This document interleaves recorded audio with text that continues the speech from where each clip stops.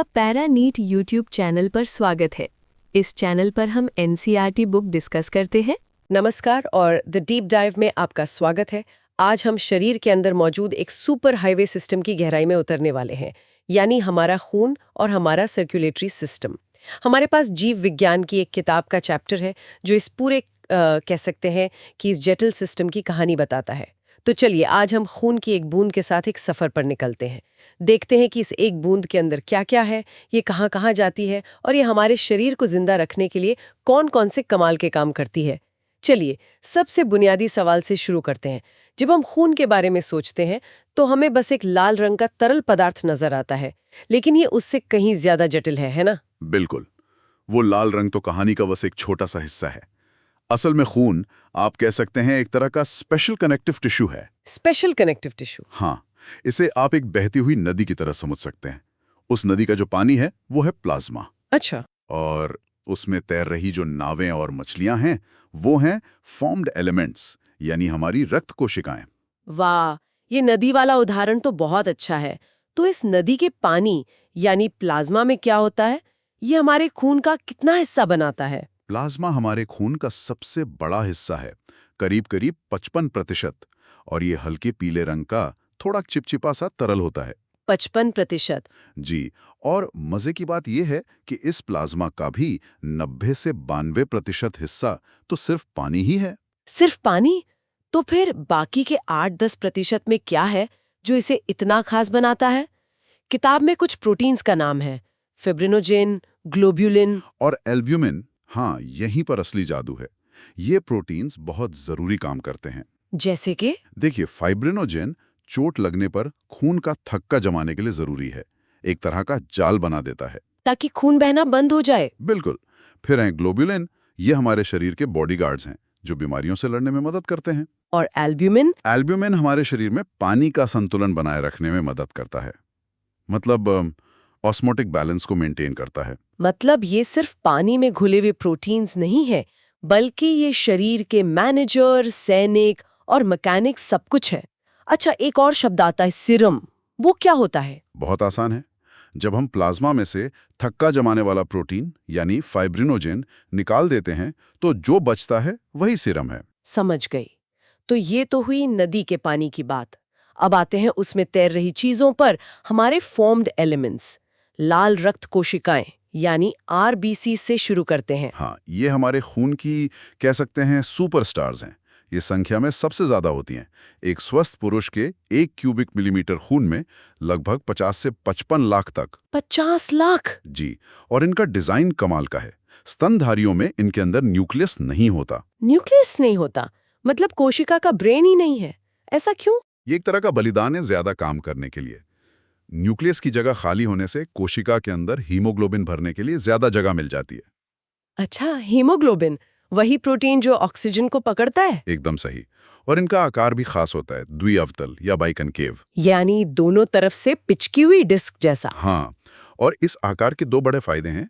एक तो ये सतह का क्षेत्रफल यानी सरफेस एरिया बढ़ा देता है, जिससे ज्यादा से ज्यादा ऑक्सीजन अंदर बाहर आ जा सकती है। और दूसरा ये इन्हें बहुत लचीला बना देता है ताकि ये हमारी सबसे पतली खून की नलियों से भी आराम से निकल सकें।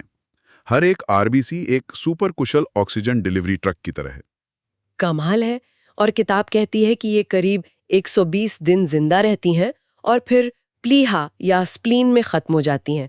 इसीलिए स्प्लीन को आरबीसी का कब्रिस्तान कहते हैं। हाँ, लेकिन ये एक रिसाइकलिंग सेंटर भी है। स्प्लीन इन पुरानी आरबीसीज में से कीमती लोहा निकालकर शरीर को वापस दे देता है ताकि उससे नई आरबीसीज बन सकें।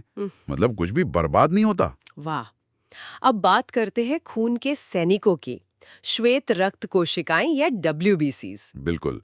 ये संख्या में बहुत कम होती हैं आरबीसीज के मुकाबले, सिर्फ 6000 से 8000 प्रति क्यूबिक मिलीमीटर। पर इनका काम बहुत बड़ा है। ये हमारी इम्यून सिस्टम की सेना है जो शरीर में घुसने वाले दुश्मनों से लड़ती हैं। सही कहा। किताब बताती है कि ये 2 तरह की होती हैं, ग्रैन्युलोसाइट्स और एग्रैन्युलोसाइट्स। सुनने में तो बड़े भारी नाम लग रहे हैं। नाम छोड़िए, काम समझिए। ग्रैन्युलोसाइट्स में 3 तरह के सैनिक हैं। पहले हैं न्यूट्रोफिल्स, जो हमारी सेना के फ्रंटलाइन सोल्जर्स हैं। Frontline soldiers? हाँ, ये कुल WBCs का 60-65% होते हैं और किसी भी बाहरी दुश्मन जैसे बैक्टीरिया को देखते ही उन्हें निगल जाते हैं। यानी ये हमारी पहली रक्षा पंक्ति है। बाकी दो कौन है? दूसरे हैं इओसिनोफिल, जो 2-3% होते हैं। ये एलर्जी और परजीवी संक्रमणों से लड़ने वाले स्पेशलिस्ट हैं। अच्छा। और तीसरे हैं बेसोफिल, जो 1% से भी कम होते हैं, लेकिन ये हमारी बॉडी के अलार्म सिस्टम की तरह हैं। जब कोई समस्या होती है तो ये हिस्टामाइन जैसे केमिकल छोड़ते हैं जो बाकी इम्यून सिस्टम को अलर्ट कर देते हैं।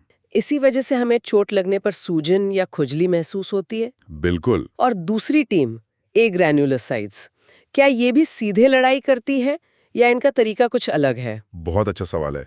इनका तरीका ज्यादा स्मार्ट और रणनीतिक है। इसमें आते हैं लिम्फोसाइट्स। लिम्फोसाइट्स, ये करीब 20-25% होते हैं। हाँ, और इन्हें आप हमारी इम्यून सिस्टम की खुफिया एजेंसी कह सकते हैं। ये दो तरह के होते हैं, बी और टी सेल्स, जो दुश्मन को याद रखते हैं और उनके खिलाफ खास हथियार यानी एंटीबॉडीज बनाते हैं। और मोनोसाइट्स? मोनोसाइट्स 6 से 8% हमारी सेना के heavy duty clean up crew हैं। ये न्यूट्रोफिल से भी बड़े और ज्यादा ताकतवर होते हैं और बड़े से बड़े दुश्मन और मरे हुए सेल्स के मलबे को साफ कर देते हैं। और आखिर में है प्लेटलेट्स। सोर्स कहता है कि ये पूरी कोशिकाएं नहीं हैं, बल्कि टुकड़े हैं। हाँ, ये अस्थि मज्जा में मौजूद बहुत बड़ी कोशिकाओं मेगा कैरियोसाइट्स के टूटे हुए हिस्से हैं। जब भी चोट लगती है तो ये प्लेटलेट्स की एक पूरी सेना काम पर लग जाती है। ये तुरंत वहां पहुंचकर एक प्लग बना देती हैं। हाँ, और फिर फाइब्रिनोजन के साथ मिलकर एक मजबूत जाल बुन देती हैं, जिससे खून बहना बंद हो जाता है। ये कमाल है कि कैसे हमारा खून खुद को ठीक कर सकता है। लेकिन जब हमें किसी और का खून चढ़ाना हो तो चीजें जटिल हो जाती हैं। मतलब किसी का भी खून किसी को नहीं चढ़ा सकते। यहीं पर ब्लड ग्रुप का कॉन्सेप्ट आता है ना? बिल्कुल, यहीं पर हमारे शरीर की पहचान प्रणाली काम आती है। सबसे आम है एबीओ सिस्टम। ये इस बात पर निर्भर करता है कि आपकी लाल रक्त कोशिकाओं की सतह पर कौन सा आईडी कार्ड या एंटीजन लगा है। सही कहा, ए, बी दोनों या कोई भी नहीं। तो ये एंटीजन और एंटीबॉडी का क्या चक्कर है? इसे ऐसे समझिए, एंटीजन आपकी आरबीसी पर लगा हुआ एक तरह का यूनिफॉर्म है और एंटीबॉडी आपके खून के प्लाज्मा में मौजूद सुरक्षा गार्ड हैं, जो किसी भी बाहरी या गलत यूनिफॉर्म वाले सेल पर हमला कर देते हैं। तो अगर मेरा ब्लड ग्रुप ए है तो आपकी आरबीसी पर ए यूनिफॉर्म है और आपके प्लाज्मा में बी यूनिफॉर्म के खिलाफ गार्ड एंटी बी तैनात हैं। अच्छा, तो अगर किसी ग्रुप ए वाले को ग्रुप बी का खून चढ़ा दिया तो ग्रुप ए के antibodies group B के आरबीसीज पर हमला कर देंगे? एकदम सही। इसी तरह ग्रुप बी वालों के पास बी यूनिफॉर्म और एंटी ए गार्ड्स होते हैं। और ग्रुप ओ वालों की आरबीसी पर कोई यूनिफॉर्म नहीं होती, इसलिए उनके खून में ए और बी दोनों के खिलाफ गार्ड्स होते हैं। और ग्रुप ए बी वालों की आरबीसी पर ए और बी दोनों यूनिफॉर्म होते हैं, इसलिए उनके प्लाज्मा में कोई गार्ड नहीं होता। बिल्कुल। अच्छा, तो ए बी ब्लड ग्रुप वाले लोगों का इम्यून सिस्टम एक तरह से सब चलता है वाला एटीट्यूड रखता है। वो ए और बी दोनों को पहचानता है, इसलिए किसी पर हमला नहीं करता, इसीलिए वो यूनिवर्सल रेसिपिएंट है। सही पकड़ा। और ओ वालों की आरबीसी पर कोई यूनिफॉर्म ही नहीं है, तो किसी का भी गार्ड उन्हें बाहर ही नहीं समझेगा, इसीलिए वो यूनिवर्सल डोनर है। आपने बिल्कुल सही समझा, लेकिन एक और आईडी कार्ड है जिसे देखना जरूरी है। RH factor. हाँ, ये RH पॉजिटिव और नेगेटिव क्या होता है? ये एक और तरह का एंटीजन है। इसे सबसे पहले रीसेस बंदरों में खोजा गया था, इसलिए इसका नाम RH पड़ा। अगर ये आपकी आरबीसी पर मौजूद है तो आप RH पॉजिटिव हैं, नहीं है तो RH नेगेटिव। ज्यादातर लोग तो पॉजिटिव होते हैं ना? हाँ, और ये भी खून चढ़ाते वक्त जरूरी है, लेकिन इसका एक बहुत ही खास असर गर्भावस्था पर पड़ता है। हाँ, सोर्स में एरिथ्रोब्लास्टोसिस फेटालिस का जिक्र है। सुनने में बड़ा गंभीर लगता है। ये एक गंभीर स्थिति है, पर अब इसका इलाज मुमकिन है। ये तब होती है जब एक RH नेगेटिव माँ के गर्भ में RH पॉजिटिव बच्चा हो। पहली प्रेगनेंसी में तो सब ठीक रहता है। हाँ, आमतौर पर कोई दिक्कत नहीं होती, लेकिन डिलीवरी के समय बच्चे का कुछ RH पॉजिटिव खून माँ के खून में मिल सकता है। और माँ का शरीर उस RH पॉजिटिव खून को एक बाहरी दुश्मन समझ लेता है। बिल्कुल, माँ का इम्यून सिस्टम उस RH एंटीजन के खिलाफ सुरक्षा गार्ड यानी एंटीबॉडीज बनाना शुरू कर देता है। अब ये गार्ड्स माँ के शरीर में हमेशा के लिए तैनात हो जाते हैं। तो असली खतरा दूसरी प्रेगनेंसी में होता है। हाँ, अगर दूसरा बच्चा भी RH पॉजिटिव है तो माँ के शरीर में पहले से मौजूद ये गार्ड्स प्लेसेंटा को पार करके बच्चे के खून में पहुंच जाते हैं और उसकी लाल रक्त कोशिकाओं पर हमला करना शुरू कर देते हैं। सही कहा। इससे बच्चे को गंभीर एनीमिया और पीलिया हो सकता है, जो जानलेवा भी हो सकता है। ये तो बहुत डरावना है। इसे रोका कैसे जाता है? शुक्र है, इसे आसानी से रोका जा सकता है। पहली डिलीवरी के तुरंत बाद माँ को anti-RH एंटीबॉडी का एक इंजेक्शन दिया जाता है। अच्छा, ये इंजेक्शन माँ के खून में आए बच्चे के RH पॉजिटिव सेल्स को नष्ट कर देता है, इससे पहले कि माँ का शरीर खुद उनके खिलाफ गार्ड्स बना पाए। और इस तरह अगली प्रेगनेंसी पूरी तरह सुरक्षित रहती है। जी हाँ। चलिए, अब खून की बूंद से निकलकर उन रास्तों को देखते हैं जिन पर ये बहती है, हमारा परिसंचरण पथ। सोर्स में 2 तरह के सिस्टम बताए गए हैं, खुला और बंद। हाँ, खुला सिस्टम आर्थ्रोपोड्स जैसे कीड़े मकोड़ों में होता है। इसमें दिल खून को सीधे शरीर की गुहाओं में पंप कर देता है, जहां सारे अंग उस खून में कह सकते हैं कि नहा रहे होते हैं। ये धीमा और ज्यादा कारगर नहीं है। और बंद सिस्टम जो हम इंसानों में है? बंद सिस्टम बहुत ज्यादा एडवांस्ड है। इसमें खून हमेशा पाइपलाइन के एक नेटवर्क धमनियों, शिराओं और केशिकाओं के अंदर ही रहता है। ये शहर में पानी की सप्लाई के लिए पाइपलाइन बिछाने जैसा है। बिल्कुल। इससे हम कंट्रोल कर सकते हैं कि खून कहाँ, कितनी तेजी से और कितने दबाव से पहुंचेगा। ये बहुत कुशल और सटीक है। और इस पूरे पाइपलाइन नेटवर्क का सेंट्रल पंपिंग स्टेशन है हमारा दिल। 4 चैम्बर, मुट्ठी के बराबर आकार, लेकिन ये जो काम करता है वो असाधारण है। बिल्कुल, हमारा दिल एक मस्कुलर पंप है जिसके 4 कमरे हैं। ऊपर के 2 छोटे कमरे अलिंद या एट्रिया और नीचे के 2 बड़े ज्यादा मजबूत कमरे निलय या वेंट्रिकल्स। दायां हिस्सा गंदा खून फेफड़ों में भेजता है और बायां हिस्सा साफ खून पूरे शरीर में। एकदम सही। दायां हिस्सा डीऑक्सीजनेटेड ब्लड को फेफड़ों में भेजता है और बायां हिस्सा ऑक्सीजनेटेड ब्लड को पूरे शरीर में पंप करता है। और इन कमरों के बीच दरवाजे भी हैं, वाल्व्स। ये क्या करते हैं? ये वाल्व्स 1 वे ट्रैफिक गेट की तरह हैं। ये खून को अलिंद से निलय में जाने तो देते हैं, लेकिन वापस नहीं आने देते। तो ये खून के उल्टे बहाव को रोकते हैं। हाँ, ये सुनिश्चित करते हैं कि खून का बहाव हमेशा एक ही दिशा में बना रहे। यहाँ एक बहुत ही आकर्षक बात है। दिल का अपना एक खास नोडल टिश्यू होता है जो खुद ही बिजली के सिग्नल पैदा कर सकता है। मतलब इसे धड़कने के लिए दिमाग से सीधे ऑर्डर की जरूरत नहीं है। यही तो दिल की सबसे अनोखी बात है। ये ऑटोरिदमिक है। हमारे दाएं अलिंद के ऊपरी कोने में एक छोटा सा पैच होता है जिसे साइनोएट्रियल नोड या SAN कहते हैं। और यही है दिल का नेचुरल पेसमेकर। बिल्कुल। ये बिना किसी बाहरी सिग्नल के अपने आप एक नियमित दर पर बिजली के करंट पैदा करता है। 70 से 75 बीट्स प्रति मिनट, और वो भी बिना किसी बाहरी सिग्नल के। मतलब हमारा दिल सचमुच अपनी ही धुन पर नाचता है। ये तो कमाल की बात है। हाँ, और ये सिस्टम एक परफेक्ट रिले रेस की तरह काम करता है। SAN से सिग्नल शुरू होता है और दोनों अलिंदों में फैलता है, जिससे वो सिकुड़ते हैं। फिर ये सिग्नल एक और नोड AVN तक पहुंचता है और वहां ये थोड़ा रुकता है। ये टाइमिंग बहुत जरूरी है। बहुत जरूरी है। फिर AVN से ये सिग्नल एक खास वायरिंग सिस्टम जिसे बंडल ऑफ हिस और पुरकिंजे फाइबर कहते हैं के जरिए तेजी से दोनों निलय की दीवारों में फैल जाता है और फिर दोनों निलय एक साथ जोर से सिकुड़ते हैं और खून शरीर और फेफड़ों में पंप हो जाता है। ये पूरा तालमेल शानदार है। तो खून की एक बूंद के इस सफर में हमने देखा कि ये कोई साधारण तरल नहीं, बल्कि कोशिकाओं, प्रोटीन्स और केमिकल्स की एक जीती जागती दुनिया है। बिल्कुल। और हमारा दिल सिर्फ एक पंप नहीं, बल्कि अपने खुद के पावर हाउस और वायरिंग सिस्टम के साथ एक सेल्फ सफिशिएंट असाधारण अंग है। हाँ, ये पूरी प्रणाली जिसमें खरबों रक्तवाहिकाएं शामिल हैं, हमारे अस्तित्व के लिए इतनी बुनियादी है कि हम इस पर ध्यान भी नहीं देते। ये हर पल बिना रुके चुपचाप अपना काम करती रहती है। इस गहरे बातचीत के बाद एक सवाल मन में आता है। ये पूरा सिस्टम एक बहुत नाजुक संतुलन पर टिका है, चाहे वो खून में कोशिकाओं की सही गिनती हो, ब्लड ग्रुप का सही मिलान हो या दिल की धड़कनों का सही तालमेल। सही कहा। हमारे शरीर ने इस संतुलन को बनाए रखने के लिए जो शानदार तरीके विकसित किए हैं वो हैरान कर देने वाले हैं। पर सवाल ये है कि इस जटिल सिस्टम में अभी और कितने राज छुपे हैं जिन्हें विज्ञान भविष्य में उजागर करेगा। ये सोचने के लिए एक दिलचस्प ख्याल है। हमारा दिल एक दिन में लगभग 1 लाख बार धड़कता है, बिना रुके, बिना थके। ये एक ऐसा इंजन है जो कभी छुट्टी नहीं लेता। लेकिन क्या हमने कभी सोचा है कि हर एक धड़कन के पीछे मतलब कितनी जटिल और शानदार इंजीनियरिंग काम करती है? आज हम इसी की गहराई में उतरेंगे। बिल्कुल। आज हम बात करेंगे मानव परिसंचरण तंत्र की, मतलब हमारे शरीर के ब्लड सर्कुलेशन सिस्टम की। हमारे पास जो स्रोत हैं वो इस विषय को एक बोरिंग बायोलॉजी की किताब की तरह नहीं, बल्कि एक बहुत ही रोमांचक कहानी की तरह पेश करते हैं।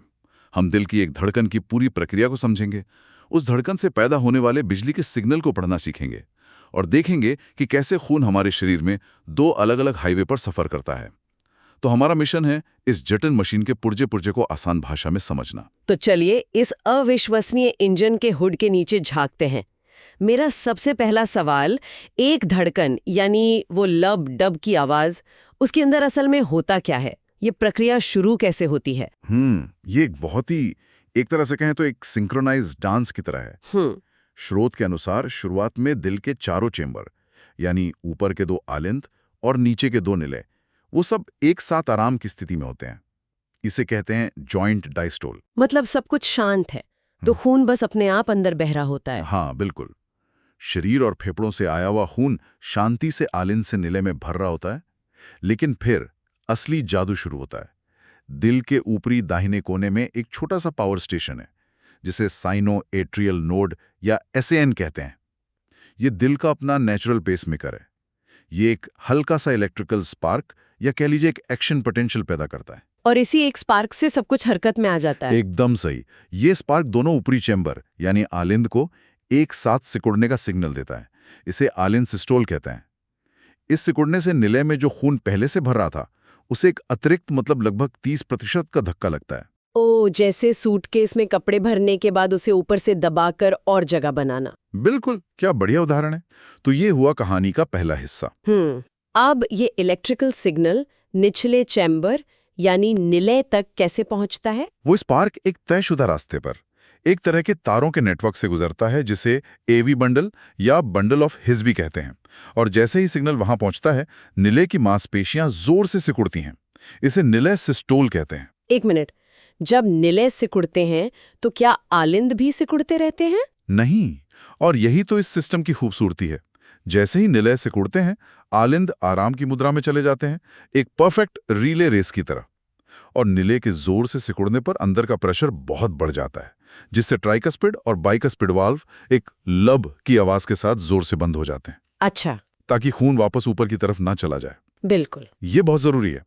तो अब खून के बाहर जाने का सिर्फ एक ही रास्ता बचा है। और इसके बाद निलय भी आराम करते होंगे। हाँ, इसे कहते हैं निलय डायस्टोल। वो भी थककर आराम करते हैं और फिर चक्र दोबारा शुरू होता है। ये सुनने में तो काफी लंबा प्रोसेस लगता है, लेकिन असल में तो बहुत तेजी से होता होगा। बहुत तेजी से। स्रोत कुछ हैरान करने वाले आंकड़े देता है। हमारा दिल 1 मिनट में औसतन 72 बार धड़कता है, यानी ये पूरा साइकिल सिर्फ 0.8 सेकंड में पूरा हो जाता है।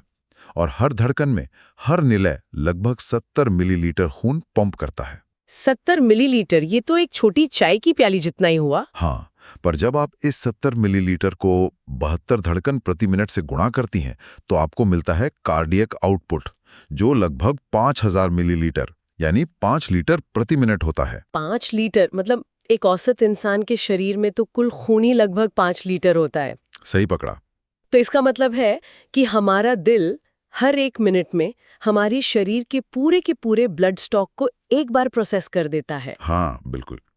ये एक इनक्रेडिबली एफिशिएंट रिसाइकलिंग प्लांट है जो कभी बंद नहीं होता। वाह। और वो जो लब डब की आवाज हम सुनते हैं, पहली आवाज लब वॉल्व के बंद होने से आती है जब निलय से कुड़ते हैं, और दूसरी आवाज डब तब आती है जब निलय के आराम करने पर बाहरी वॉल्व बंद होते हैं।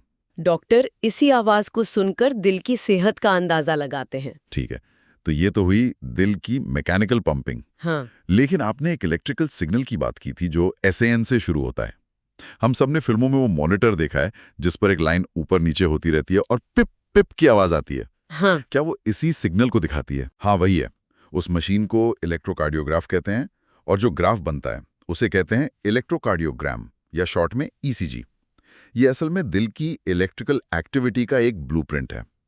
इसे रिकॉर्ड करने के लिए मरीज की दोनों कलाइयों और बाएं टखने पर 3 इलेक्ट्रिकल लीड्स लगाई जाती हैं। ईसीजी की ये लाइनें मुझे हमेशा एक सीक्रेट कोड की तरह लगती हैं। PQRST, ये सब क्या है? क्या आप हमारे लिए इस कोड को क्रैक कर सकते हैं? ये लहरें दिल की कौन सी कहानी बता रही हैं? ये कोड समझना बहुत दिलचस्प है। हर लहर या वेव दिल के साइकिल की एक खास घटना को दिखाती है। सबसे पहली और छोटी लहर है पी वेव। ये तब बनती है जब सैंड से निकला सिग्नल ऊपरी चैम्बर यानी आलिंद में फैलता है और उन्हें सिकोड़ने का आदेश देता है। अच्छा, तो P का मतलब हुआ आलिंद का एक्शन। इसके बाद वो सबसे बड़ी नुकीली लहर आती है, QRS। बिल्कुल, QRS कॉम्प्लेक्स सबसे नाटकीय हिस्सा है। ये तब बनता है जब इलेक्ट्रिकल सिग्नल निचले चैम्बर यानी निलय में तेजी से फैलता है। ये निलय के शक्तिशाली कॉन्ट्रैक्शन की शुरुआत का सिग्नल है। ये ईसीजी का सबसे ऊंचा शिखर है, क्योंकि निलय की मांसपेशियां बहुत बड़ी और शक्तिशाली होती हैं। तो QRS कॉम्प्लेक्स वो सबसे बड़ा स्पाइक है जब दिल जोर से धड़कता है।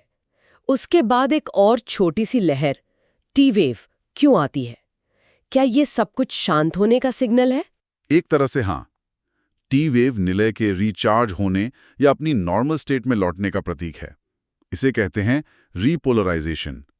ये दिखाता है कि निलय अब अगले कॉन्ट्रैक्शन के लिए तैयार हो रहे हैं। टी वेव का खत्म होना सिस्टोल यानी संकुचन के फेज के अंत का संकेत है। तो इसका मतलब है कि सिर्फ इन लहरों को देखकर डॉक्टर बता सकते हैं कि दिल का कौन सा हिस्सा कब काम कर रहा है। हाँ, और इससे भी ज्यादा।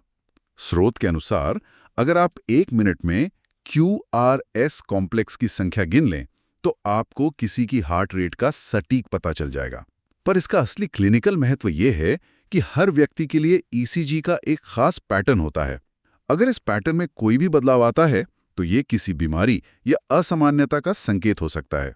तो हमने दिल की एक धड़कन का ब्लूप्रिंट तो देख लिया कि सिग्नल कहाँ से आता है और कहाँ जाता है, लेकिन इस एक धड़कन का नतीजा क्या होता है? ये एक शक्तिशाली लहर पैदा करती है जो खून को पूरे शरीर के हाईवे सिस्टम पर एक लंबी यात्रा पर भेज देती है। चलिए उस यात्रा को समझते हैं। ये एक शानदार हाईवे सिस्टम है जिसे दोहरा परिसंचरण या डबल सर्कुलेशन कहते हैं। इसका मतलब है कि खून हर एक चक्कर पूरा करने के लिए दिल से 2 बार गुजरता है। इसके 2 मुख्य सर्किट या रास्ते हैं। 2 रास्ते क्यों? एक ही रास्ते से काम क्यों नहीं चल सकता? क्योंकि दोनों रास्तों का मकसद अलग-अलग है। पहला सर्किट छोटा है जिसे पल्मोनरी सर्कुलेशन कहते हैं। इसे आप एक सर्विस स्टेशन की तरह समझ सकते हैं। यहाँ दायां निलय गंदे मतलब ऑक्सीजन रहित खून को पल्मोनरी आर्टरी के जरिए फेफड़ों में भेजता है। फेफड़ों में ये खून कार्बन डाइऑक्साइड छोड़ता है और ताज़ी ऑक्सीजन भरता है। और फिर ये ताज़ा ऑक्सीजन वाला खून वापस दिल में आ जाता है? हाँ, ये पल्मोनरी वेन के माध्यम से दिल के बाएं आलिंद में लौटता है। इस सर्किट का एकमात्र काम खून को रिफ्यूल करना है। अच्छा। अब आता है दूसरा और कहीं ज्यादा बड़ा सर्किट जिसे सिस्टेमिक सर्कुलेशन कहते हैं। ये असली डिलीवरी नेटवर्क है जो पूरे शरीर को सप्लाई करता है। बिल्कुल। ये तब शुरू होता है जब बायां निलय पूरी ताकत से ऑक्सीजन से भरे खून को महाधमनी यानी एओर्टा में पंप करता है। वहां से ये खून आर्टरीज और फिर अनगिनत पतली कैपिलरीज के जाल के जरिए शरीर की हर एक कोशिका तक पहुंचता है। वहां ये ऑक्सीजन और पोषक तत्व डिलीवर करता है और बदले में कार्बन डाइऑक्साइड और कचरा उठा लेता है। और फिर एक गंदा खून वापस दिल की तरफ अपनी यात्रा शुरू करता है। सही कहा। ये ऑक्सीजन रहित खून वेन्स और फिर वेना कावा के माध्यम से दिल के दाएं आलिंद में वापस आ जाता है और फिर से सर्विस स्टेशन यानी फेफड़ों की ओर जाने के लिए तैयार हो जाता है। स्रोत में 2 और खास वीआईपी सर्कुलेशन सिस्टम का भी जिक्र है। अच्छा, एक तो शायद दिल के लिए ही होगा। हाँ, एक है कोरोनरी सिस्टम। ये दिल का अपना निजी सर्कुलेशन सिस्टम है। आखिर जो पंप पूरे शरीर को खून पहुंचा रहा है उसकी अपनी मांसपेशियों को भी तो काम करने के लिए खून और ऑक्सीजन चाहिए। दूसरा है हेपेटिक पोर्टल सिस्टम। ये एक तरह का क्वालिटी चेक पॉइंट है। क्वालिटी चेक, ये तो दिलचस्प है। जब हम खाना खाते हैं तो पोषक तत्व आंतों में एब्जॉर्ब होते हैं। ये सिस्टम उस खून को सीधे पूरे शरीर में भेजने के बजाय पहले लिवर के पास ले जाता है। लिवर उन पोषक तत्वों को प्रोसेस करता है, उनमें से जरूरी चीजें निकालता है और हानिकारक चीजों को फिल्टर करता है और फिर साफ खून को आगे शरीर में भेजता है। वाह, मतलब हमारा शरीर हर चीज को पहले जांचता परखता है, लेकिन इतनी जटिल प्रणाली को कंट्रोल कौन करता है? क्या दिल अपनी मर्जी से धड़कता है या दिमाग उसे बताता है कि कब तेज होना है और कब धीमे? इसमें दोनों का मिश्रण है। जैसा हमने पहले कहा, दिल मायोजेनिक है। इसका मतलब है कि दिल को धड़कने के लिए दिमाग के ऑर्डर का इंतजार नहीं करना पड़ता। अगर दिल को शरीर से बाहर भी निकाल दिया जाए और उसे जरूरी पोषण मिलता रहे, तो भी वो अपने SAN नोड की वजह से अपने आप धड़कता रहेगा। ये तो किसी साइंस फिक्शन फिल्म जैसा लगता है ना? लेकिन शरीर की जरूरतों के हिसाब से इसकी गति को बदलना भी पड़ता है। और ये काम दिमाग का एक हिस्सा मेडुला ऑब्लोंगाटा करता है। वो ऑटोनॉमिक नर्वस सिस्टम के जरिए दिल को संदेश भेजता है। इसे ऐसे सोचिए कि आपके पास एक कार है जिसका इंजन अपने आप चल सकता है, लेकिन आपके पास एक एक्सेलरेटर और एक ब्रेक भी है। एक्सेलरेटर और ब्रेक अच्छा उदाहरण है। सिंपैथेटिक नर्व्स एक्सेलरेटर का काम करती हैं। जब आप दौड़ते हैं, डर जाते हैं या उत्साहित होते हैं, तो ये सिस्टम दिल की गति और पंप करने की ताकत को बढ़ा लेता है। और पैरासिम्पैथेटिक नर्व्स ब्रेक का काम करती हैं। जब आप आराम कर रहे होते हैं, तो ये सिस्टम दिल की गति को धीमा करके ऊर्जा बचाता है। तो ये एक बहुत ही नाजुक संतुलन है। लेकिन जब ये सिस्टम गड़बड़ा जाता है या शरीर के हाईवे में कोई रुकावट आ जाती है, तब क्या होता है? स्रोत में कुछ बीमारियों का जिक्र है, जैसे हाई ब्लड प्रेशर। हाँ, हाई ब्लड प्रेशर या हाइपरटेंशन एक आम समस्या है। नॉर्मल ब्लड प्रेशर 120/80 होता है। 120 सिस्टोलिक प्रेशर है, मतलब जब दिल खून पंप करता है, और 80 डायस्टोलिक है, जब दिल आराम करता है। अगर यह प्रेशर लगातार 140/90 से ज्यादा रहे, तो यह ऐसा है जैसे आपके घर के पाइपों में हर समय बहुत ज्यादा दबाव हो। इससे दिल, दिमाग और किडनी जैसे अंगों को नुकसान पहुंच सकता है। और कोरोनरी आर्टरी डिजीज या CAD के बारे में क्या? ये सुनने में ज्यादा गंभीर लगता है। ये बहुत गंभीर है। ये दिल की अपनी सप्लाई लाइंस, मतलब कोरोनरी आर्टरीज में होने वाली एक ट्रैफिक जाम जैसी स्थिति है। इसमें कोलेस्ट्रॉल, वसा और अन्य पदार्थ धमनियों की दीवारों पर जमने लगते हैं, जिससे वे संकरी हो जाती हैं। इसे एथेरोस्क्लेरोसिस भी कहते हैं। और इसी से सीने में दर्द होता है, जिसे एंजाइना कहते हैं। बिल्कुल। जब इस ट्रैफिक जाम की वजह से दिल की मांसपेशियों को जरूरत के हिसाब से ऑक्सीजन नहीं मिल पाती, तो वे एक तरह से शिकायत करती हैं। यही शिकायत सीने में तेज दर्द के रूप में महसूस होती है। और अंत में हार्ट फेलियर। ये शब्द बहुत डरावना है। क्या इसका मतलब है कि दिल ने काम करना बंद कर दिया है? ये एक आम गलतफहमी है। स्रोत साफ करता है कि हार्ट फेलियर का मतलब ये नहीं है कि दिल ने धड़कना बंद कर दिया है। वो स्थिति तो कार्डियक अरेस्ट कहलाती है। हार्ट फेलियर का मतलब है कि दिल इतना कमजोर हो गया है कि वो शरीर की जरूरतों को पूरा करने के लिए प्रभावी ढंग से खून पंप नहीं कर पा रहा। ये एक थके हुए पुराने पंप की तरह है जो अपना काम ठीक से नहीं कर पा रहा। तो यह हार्ट अटैक से भी अलग है। हाँ, ये हार्ट अटैक से भी अलग है, जिसमें दिल की मांसपेशी का कोई हिस्सा खून की सप्लाई रुकने से मर जाता है। तो हमने दिल की एक धड़कन के अंदर की पूरी इंजीनियरिंग से लेकर पूरे शरीर में फैले दोहरे हाईवे सिस्टम तक की एक लंबी यात्रा की। हमने ये भी सीखा कि ECG की टेढ़ी मेढ़ी लाइनें असल में दिल की सेहत की एक खुली किताब है। ये वाकई एक अविश्वसनीय और जटिल प्रणाली है जो हमें जिंदा रखती है। बिल्कुल। और सबसे फैसिनेटिंग बात यह है कि दिल की अपनी एक लय है, लेकिन वो लगातार शरीर के बाकी हिस्सों से बात करता रहता है, नसों और हार्मोन के जरिए। ये एक निरंतर मूक वार्तालाप है। अंत में सोचने के लिए एक विचार ये है, हमारे दैनिक जीवन का तनाव या शांति, हमारा गुस्सा या हमारी खुशी, हर पल इस बातचीत को सूक्ष्म तरीकों से कैसे प्रभावित कर रही होंगी। ये सिर्फ एक मैकेनिकल पंप नहीं है, ये हमारे जीवन के हर अनुभव से जुड़ा है। अगर आपको ये डिस्कस अच्छा लगा हो तो प्लीज परानीट चैनल को सब्सक्राइब करें नेक्स्ट लेक्चर के लिए। Thank you for watching.